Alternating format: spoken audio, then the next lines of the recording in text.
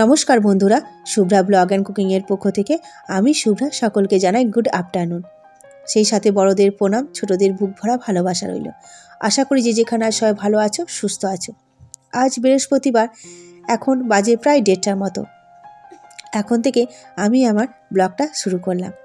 সকাল থেকে এতটাই কাজের চাপ ছিল যে সকাল থেকে ব্লগটা শুরু করতে পারিনি। ভেবেছিলাম আজকে কোনো ভিডিও করব না, কিন্তু তারপর ভাবলাম মাঝে মাঝে একদিন বাদ চলে গেলে, প্রায়ই একদিন বাদ চলে গেলে কেন হয়েই যায়। তাই ভাবলাম বাদ না দিয়ে দুপুর থেকে ভিডিওটা স্টার্ট করি। যেটুকু পারি সেটুকুই তোমাদের সাথে শেয়ার করব, যা করি। তা দেখো, আজকে মেয়ের স্কুলটা একটু আগেই ছুটি হয়ে গিয়েছিল, তাই কিন্তু বাড়িটাও আগে চলে এসেছি। এসে কিন্তু এই যে ছাদে চলে এসেছি। সকালে জামা কাপড়গুলো মিলে দিয়ে গিয়েছিলাম, উল্টানো হয়নি, তাই আরেকবার উল্টে দিলাম। কারণ দেখলাম যে এক পিঠগুলো শুকিয়েছে, পরের পিঠটা কিন্তু শুকায়নি। শুকনো জামা কাপড়গুলো তুলে নিচে নিয়ে চলে যাব, আর ভিজেগুলো কিন্তু যেগুলো না শুকিয়েছে সেগুলো কিন্তু একবার উল্টিয়ে দেব। আর এদিকে মেয়েকে দেখো, যত নিষেধ করছি যে ধার দিকে যাস না। তোমরা দেখতেই পাচ্ছ ছাদটা আমার ভাঙা আছে, সাইডগুলো। এবার ধার দিকে গেলে কি ভয় লাগে বলো তো, এক্ষুনি বাই চান্স যদি পড়ে যায় কি বিপদ ঘটায় বলো তো।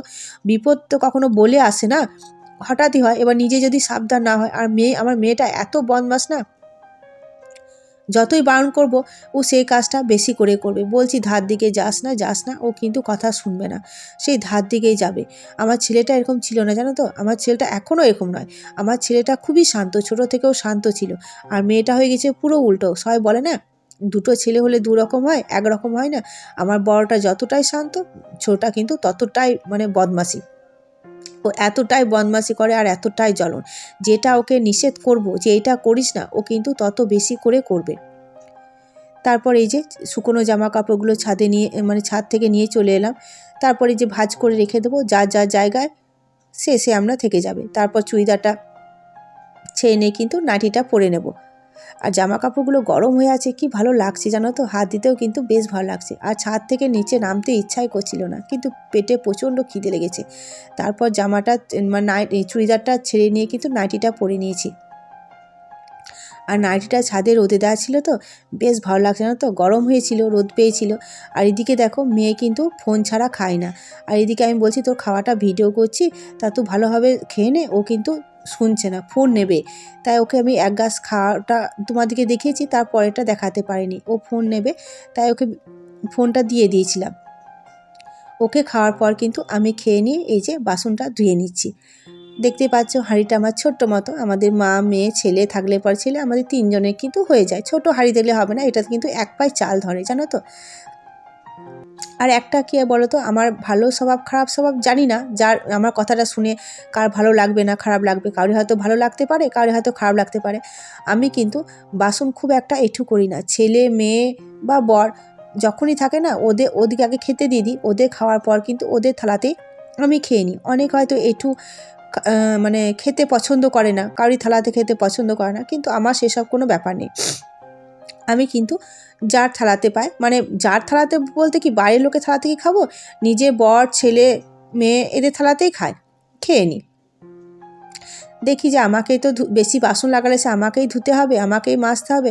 আর এই ঠান্ডার দিনে বাসন মাজা কি কষ্ট বলো তো। আর আর খেয়ে দেখবে বেশি, কিন্তু শীতকালে দেখবে খেয়ে বেশি ঠান্ডা লাগে। যতক্ষণ না খেয়ে থাকবে, কাজ করবে, কোনো কিছু লাগে, আর খাওয়ার পর কিন্তু একদম হালুনি চলে আসে, কাঁপুনি চলে আসে।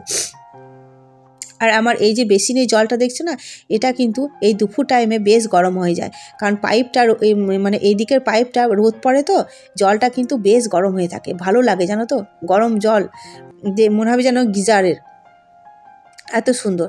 তাই চটপট করে কিন্তু দেখো বাসনগুলো ধুয়ে নেব।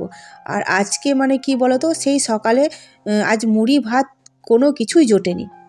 অন্যদিন কি হয়, অন্যদিন মেয়েকে স্নান করিয়ে খায়, রেডি করে নিজে স্নান করে খায়, ভাতই খায়।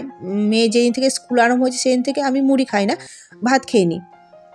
এসে কিন্তু আবার আমরা ভাত খাই। তা আজকে তো কোনো কিছুই জোটেনি। এইদিকে দেখো আমি বাসনটা মাজছিলাম, আর মেয়ে কি অবস্থা। আর আজকে বললাম যে আজকে আমার এমন অবস্থা খারাপ হয়েছিল, রাতেকার বিছানাটাও তুলিনি। কি অবস্থা দেখো, কোনো দিকে তাকাতেই পারিনি। আজকে সব দিকেই দেরি। একদিন যদি উঠতে দেরি হয় না, ছেলেকে স্কুল পাঠাবো না মেয়েকে স্কুল পাঠাবো, কিছু খুঁজে পাই না। মেয়ে কেমন খেলা করছে দেখো বিছানার উপরে। আর মানে কি বলবো বলো তো, আজকে না সকালে সেই দুটো বিস্কুট আর চা খেয়ে স্কুলে গিয়েছিলাম। যে ভাত জোটেনি বলে যে মুড়ি খাবো সেটাও কিন্তু হয়নি, সেই না খেয়েছিলাম, মানে অবস্থা তো টাইট। আর না খেয়ে থাকলে তো আমার মাইগ্রেনে ব্যথা হয়, মাথা যন্ত্রণা হয়, সে তো হবে, কিছু করার নেই, আমার নিজের দোষই হয়েছে। তারপর কিন্তু সন্ধে লেগে গিয়েছে, সন্ধে জ্বালার পর মেয়েকে খাইয়েছি, ছেলে তো টিউশনি পড়তে গিয়েছে। তারপর বলো তো, মেয়েকে যখন স্কুলে ভর্তি করেছি তখন কি একটু না পড়ালে হয়? তাই মেয়েকে সকাল দিকে তো পড়তে বসাতে পারি না, কারণ ও এত ছোট বাচ্চা, ওকে পড়াতে বসাতে গেলে আমাকে পড়তে বসাতে হবে, নিজে বসে থাকতে হবে। এবার নিজে যদি বসে থাকি তাহলে আমার এদিকে আর কাজ হবে না। তাই কিন্তু সন্ধ্যের সময় একটু পড়তে বসাই। আর আমি কিন্তু ওকে খুব একটা চাপ দিই না, কারণ ও ছোটো বাচ্চা তো, যদি চাপ দিতে চাই না, ও পড়ার প্রতি ভয় ধরে গেলে কিন্তু আর পড়তে চাবে না। তাই চলো ও পড়াটা হয়ে গেলে কিন্তু রাতে খাবার খেয়ে আমরা কিন্তু চটপট শুয়ে পড়বো। আর ওই যে বললাম মাথায় যন্ত্রণা, সকাল থেকে নিজের দোষে মানে টাইম পাইনি আর খাওয়া হয়নি, ওই জন্য মাথার যন্ত্রণাটাও কিন্তু আরম্ভ হয়ে গিয়েছে। তা আর খুব একটা বাড়াচ্ছি না, আর দেখাচ্ছি না, এইখানেই তোমাদের কাছ থেকে বিদায় চেয়ে নেব।